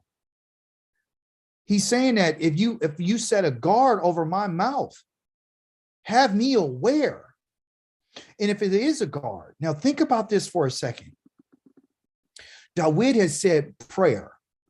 David has said incense. David has said it's set before you. He said, I've lifted up my hands as an evening sacrifice. David says, set a guard over my mouth and keep watch at the door of my lips. So he's using these examples of what you would call the Mishkan, the temple. That's where the evening sacrifice was. That's where the prayer was. That's where the incense was. That's where the guards were at the door of the temple. Yah is letting us know that even though you might not have a Mishkan, a physical Mishkan, if you decide to come before me in prayer, then you got to get your temple together, your Mishkan that you're dwelling. Because Moshe has said, Yah, you've always been our dwelling place. The physical dwelling place on the earth is a representation of Yah being with us. Okay.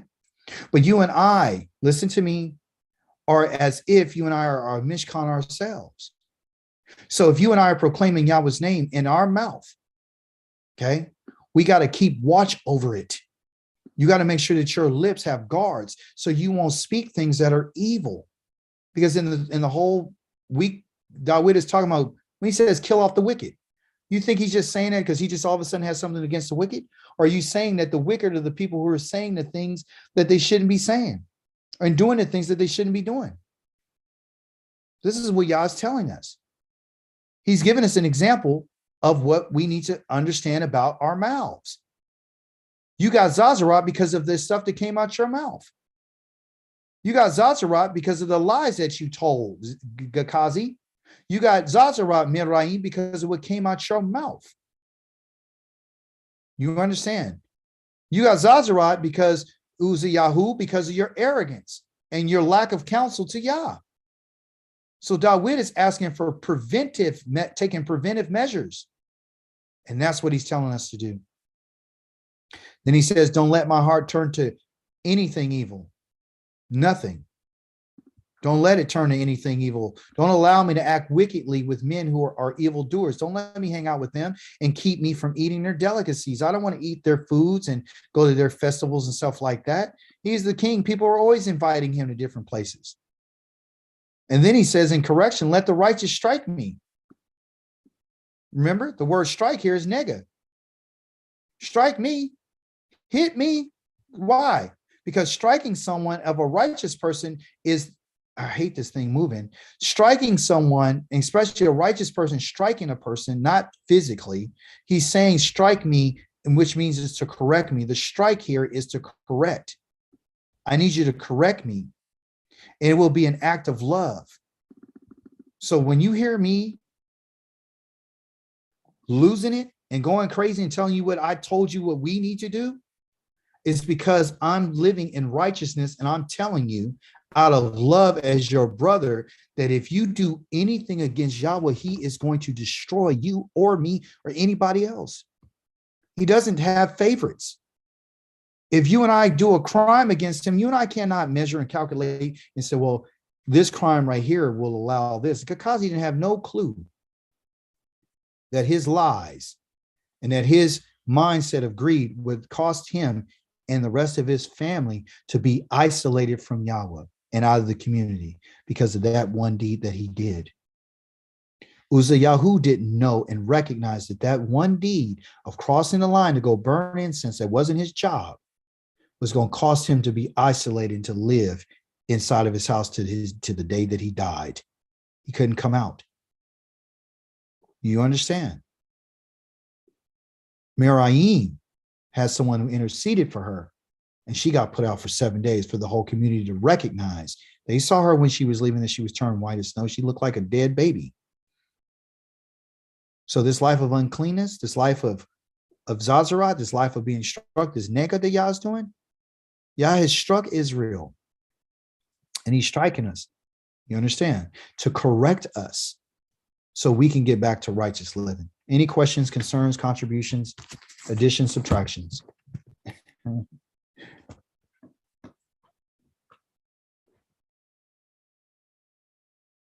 Anyone want to add anything?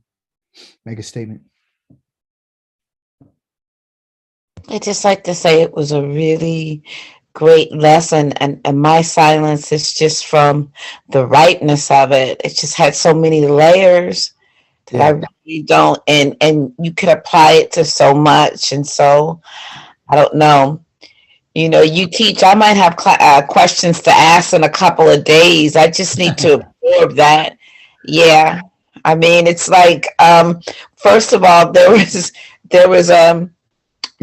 a palm colored person on TikTok, and they gave an excerpt of his lesson, and he used Numbers 12, and he was saying that something kind of totally different from what you were doing. I mean, he didn't break down the language, but he was just saying that Miriam's whiteness was a sign of the Most High not being with her anymore.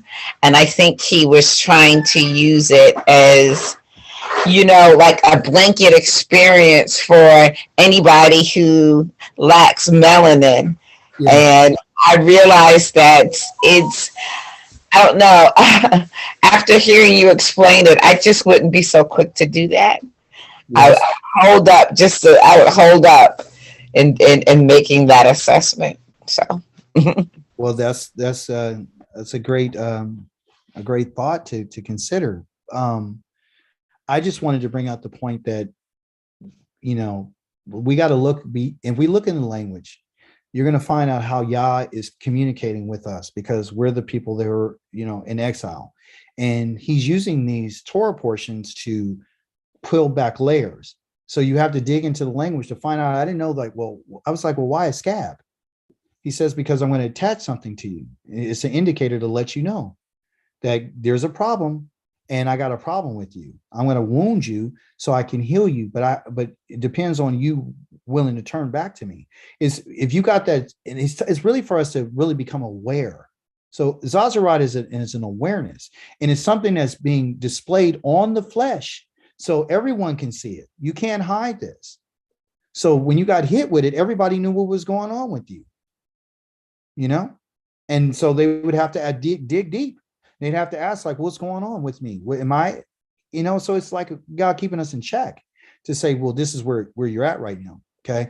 So all the different layers about what I saw with what's his name? Naam, the beautiful, you know, guy who has Zazarat, the commander. And we saw that dynamic there, where how Yah used that and gave him a uncleanness in order to show him that he's a Elohim that has the power to heal, and he has the power to kill. He has the power to give a person healing. And so you can recognize that it's only healing that you're going to get is from him. So he wants us to exalt him and to lift him up and to always recognize and be aware of who he is and we're in his presence. So when you're in his presence, he brings this upon you, right? When you're not in his presence, he uses other methods of infliction in order to get your attention. The body was used to give us information. Like if you ate something that wasn't good, the first thing you're going to do is get sick. You're going to feel awful. And it's going to be shown in your eyes. It's going to be shown in your skin. If you get a disease, you're going to see it. If you get dehydrated, your skin is going to look a certain way. All different types of things. So the skin is used in order to make a person aware. It's actually the exposure. Is Yah saying, I'm going to expose you. I'm exposing, when you guys are right, I'm exposing what's in the inner deep part of you. I'm going to expose that. And he's telling all of us, I used your exile to expose you. I'm exposing you to uncleanness because that was what you guys were doing. I'm exposing you to filth because that's what you guys were doing. I told Ezekiel, make the bread with human feces because that's what you're going to be eating. I'm bringing this to your attention because I want you to know that this is what you guys were doing. So Yah's not here to give us a religious service. He's here to make us aware of our situation and to let us know that you're unclean. You're unclean. And you can go to Ezekiel chapter 36, and he says, my people's way is like the Nita because of their behavior and their actions. So he associates our actions and our manner of life and conduct with that which has to do with impurity. So Yah's asking us to step it up to go to another level. So, and there's a time of that. But now our time of Nita, we're going to be cleansed. In that same chapter, he says, I got to wash you. Then after I bathe you and I wash you up in water, then you can come and be in my presence again. So our actions are indicative of uncleanness. It's not just, physically. He's talking about, spiritually, morally, all of that. Okay. So that's what he's telling us, to be aware. And that's why I said the lesson or the homework for this week is to go to chapter number 139. And I need you to meditate on that and ask Shah to examine you. Like the Kohanim is supposed to examine someone. So how long did they supposed to, Yerid, how many days are they supposed to be in isolation and be examined? 7. 7 days. Ask Yah, give y'all that opportunity to examine you, to the deep part of you, and see what it is. Ask him to reveal it to you in a dream. Ask him to speak to you in your dream and tell you what it is. Ask him to speak to you through whatever means he wants to, because you don't want that in you. You don't want it. You want to be clean. You want to be aware of the inner you. You understand what I'm saying to you? You want the inside to be dealt with. Okay. And so the only way to be healed is for it to be brought to your attention. That's just what this is all about, is awareness. When something appears, you're supposed to go to the priest and he would examine you. Yah's asking us to let him examine us so we can get clean. The only way we can get clean is come to say, okay, I'm unclean. Well, what is that? What is the uncleanness? Is it the LaShon hara? Is the evil speaking as part of me?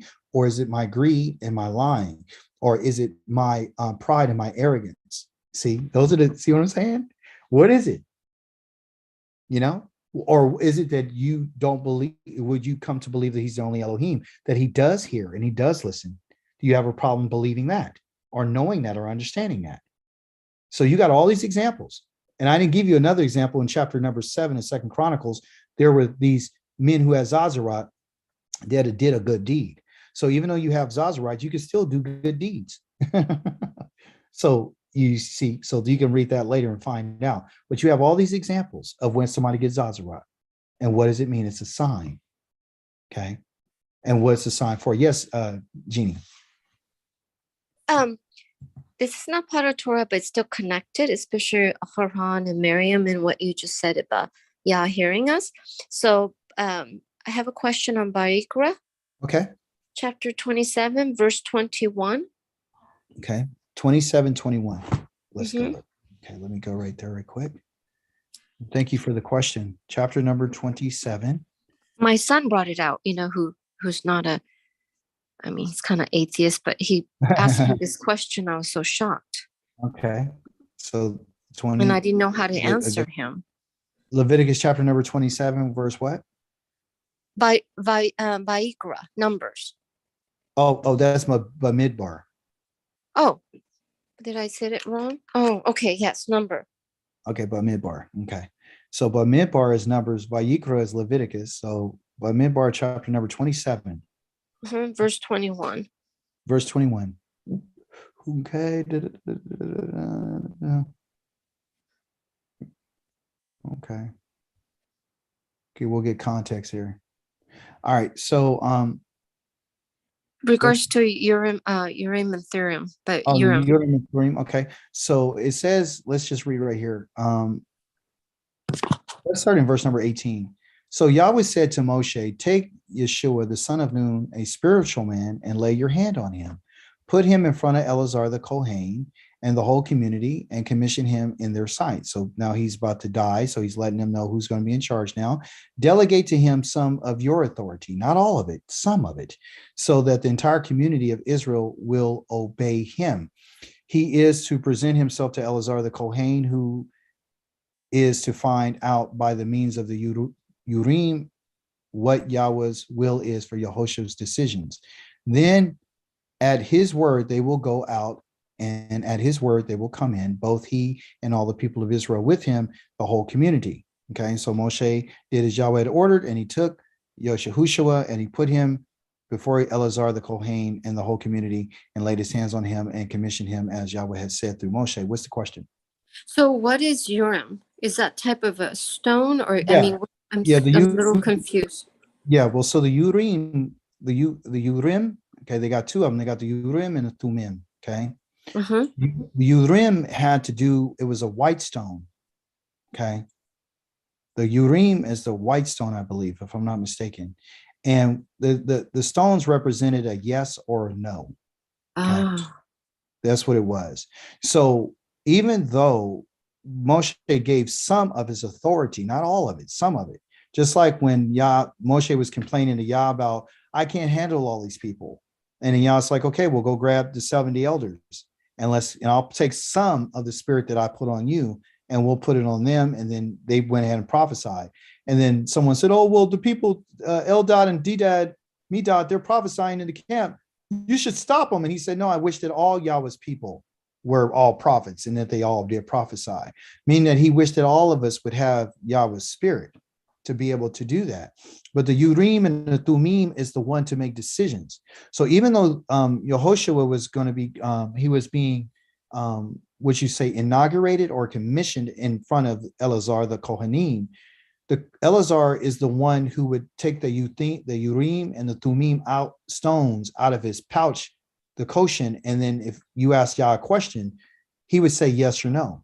So remember, Yah did not speak face to face with anyone else except for Moshe. But the way that he communicated was either a yes or a no with the people. And they would ask him, should we go? And they would go to the priest. So Yehoshua would say, should we go and attack? And then Eleazar would go in before Yahweh and ask the question and pull out the stone from whichever stone he pulled. And then he would say yes, or he would say no. And then Eleazar would go to Yehoshua and tell him that Yah says yes. That's how Yah would communicate with them through those stones. So those were those stones, the Urim and the Thummim. I think I had a picture of it. There were two black stones. And the Urim, yeah, one was a white stone and one was a black stone. One was Yeah, white and black stones, huh? So this is a way that Yah listens to us, right? Yeah, yeah, he listens to us, but he only answers through the yes or no through these stones. So it's like a supernatural type it's of a thing. supernatural, yes. That's a great question. So because it has to do with the idea of decisions. See, the Urim will let us know what Yahweh's will is for Yahusha's decisions. So Yehoshua can have a different decision. He would say, you have a mind, a thought, but he would go and find out what Yahweh's will was. What did Yah want versus what I want to do? Should I go to the north or should I go to the east? Which way? And then they would go before Eleazar. Eleazar is called the Kohen. He's the high Hagadol. He's the high priest because Aharon had died. And so the priesthood was passed on to Eleazar. Okay. And Eleazar would go before Yah with these stones, and then Yah would give a decision.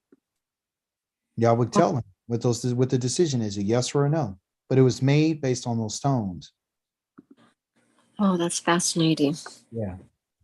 That's a good question. Thank you. Hallelujah. Praise be to Yahweh. Anyone else? Hi, Akika David. Yes, Claudie. Hi, Shabbat Shalom to you and everybody else. Beautiful topic today. I'm very interested.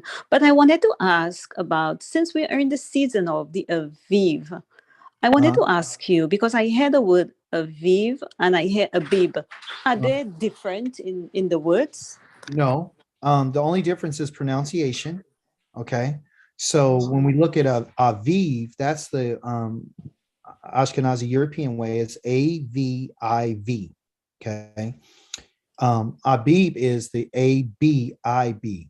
So what it is someone staying true to the pronunciation, but the name it hasn't changed. The meaning is still the same. Meaning the first, it's the green shoot, it's the beginning of spring, right? So I think it was a day or two ago where Aviv, the first day of Aviv, has happened, but you don't pronunciate the B sound when it's the second letter. So whoever says Aviv is perfectly okay. If they want to say Abib, that's fine too. It's a pronunciation thing, but the letters are still the same, which is an aleph, a bet, a yod, and a bet. Okay, great. Thank you. Yeah, you're welcome. Anyone else? Great question. Well, Passover's coming up, so we're going to get prepared for that.